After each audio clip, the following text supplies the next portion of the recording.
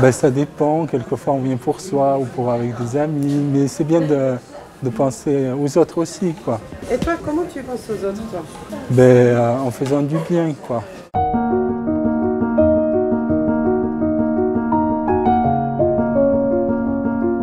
C'est une ancienne chapelle. Depuis une vingtaine d'années, elle est tombée en désuétude et c'était devenu une ruine. Et sur ce lieu, il y a eu un projet par l'évêché de Limoges qui est de réhabiliter l'ensemble du lieu.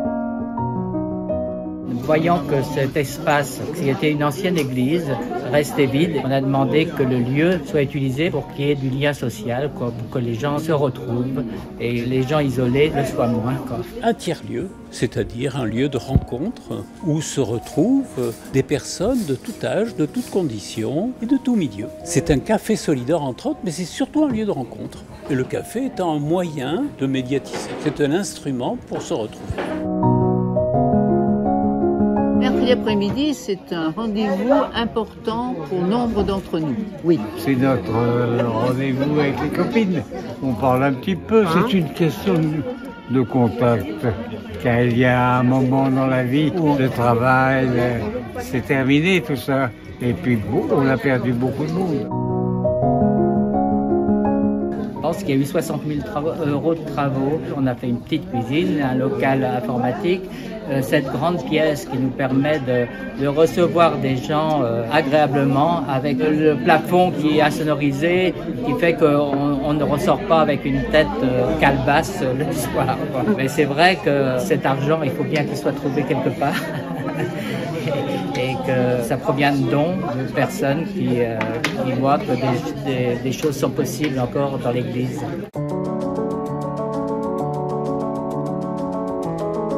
Tu viens souvent ici?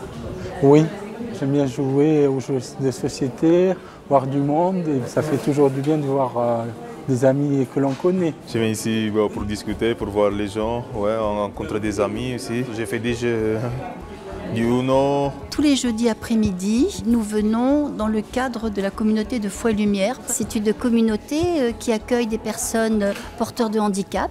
Et donc ils viennent et donc ils nous aident. Ils nous aident à servir, à préparer les cafés, les chocolats. Voilà, et puis ils sont là et leur place est importante. Un des objectifs de Foi et Lumière, c'est vraiment l'inclusion dans la société et puis dans l'église. Donc c'est le lieu parfait.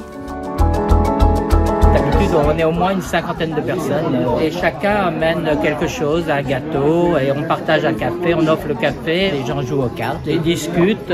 On a ouvert un petit local pour faire des dossiers informatiques pour les gens qui étaient en difficulté et puis on peut trouver des logements. Déjà, on fait le tour de tout le monde et on se salue.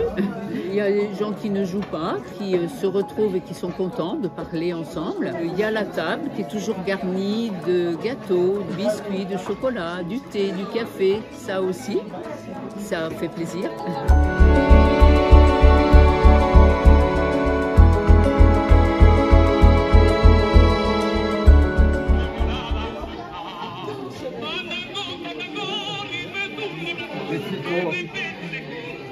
C'est beau Mexico, la chanson elle est belle.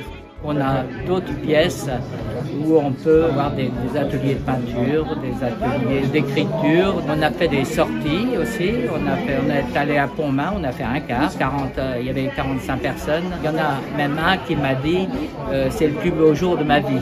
On a fait aussi des sorties dans des musées et des expositions. Donc, bon, mais c'est important, c'est d'avoir le local. On parle, on se retrouve avec plaisir et c'est bien, c'est une récréation. C'est une récréation dans un peu, disons, la grisaille de la vie quotidienne. Tout le monde est accueilli ici, tout le monde est bienvenu.